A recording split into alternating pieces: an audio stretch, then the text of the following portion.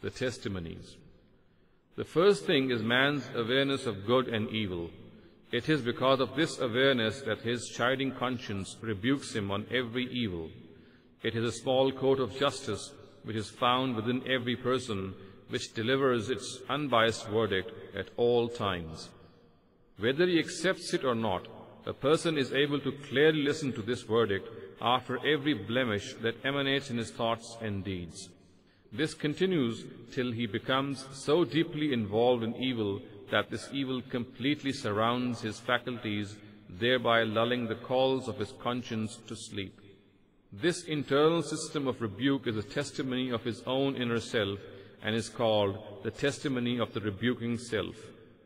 The Quran presents it and tells man that he will not be left unaccountable for whatever he does. He should know that just as there exists a lesser abode of judgment within man, similarly a greater abode of judgment will one day be set up for the whole world. When it takes place, he will be held accountable before his Lord and rewarded and punished accordingly on the basis of his deeds. If a person denies such a day of accountability, then it is like denying himself and playing mischief before one's conscience. The second thing is the nature of man, by virtue of which he likes justice and dislikes injustice. No doubt, in spite of this dislike, he still perpetrates injustice, but this is not because he is not able to distinguish justice from injustice, or that he likes the latter. It is because he loses his balance and poise by being overcome with desires and emotions. All of us know that a person may want to steal from another person's house, but he would never like someone to steal from his own house. He may kill someone, but would never like that anyone take his life or that of his relatives. Similarly, a person may be dishonest in weighing his merchandise for others, but would never be happy if others are dishonest with him in this regard. If one asks these thieves, killers, and swindlers about their actions, they would confess that each of these is a crime and should be eliminated. Thus, no one in his senses can regard good and evil to be equal, or that both be dealt with in the same manner. The Quran presents these facts and asks the rejectors of the Day of Judgment, are we to deal with those who submit to us as we deal with those who transgress? What is the matter with you? What is this judgment you give? The third thing is the incompleteness found both in man and in this world.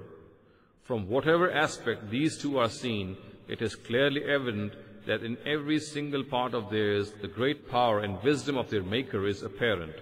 In everything there is great meaningfulness, matchless order and sequence, unrivaled mathematical perfection and symmetry, extraordinary thoroughness, and immense beauty of creativity that astounds one's intellect. On the other hand, if one tries to understand both of them in their totality, one sees great incompleteness and lack of purpose in them. After this, there can be only two possibilities. First, to regard this world as a meaningless place and come to the conclusion that it is the workmanship of a merry maker and nothing more. Second, to understand it in combination with the Day of Judgment and that eternal kingdom of God which has been so vehemently affirmed and declared by His prophets. What is the verdict of intellect? Every person can comprehend.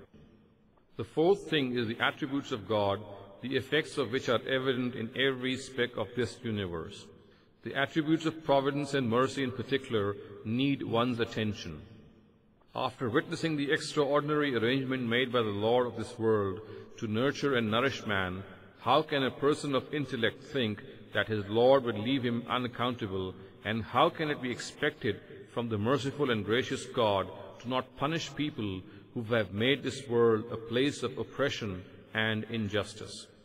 For this very reason, the Quran has pointed out at a number of places that the Day of Judgment is the consequence of God's providence and mercy, power and wisdom. After professing belief in God, no one can deny it.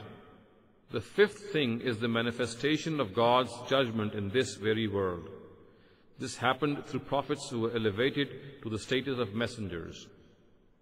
The Almighty blessed them with extraordinary miracles, helped them through Gabriel, and before the actual day of judgment set up through these messengers miniature days of judgment on this earth.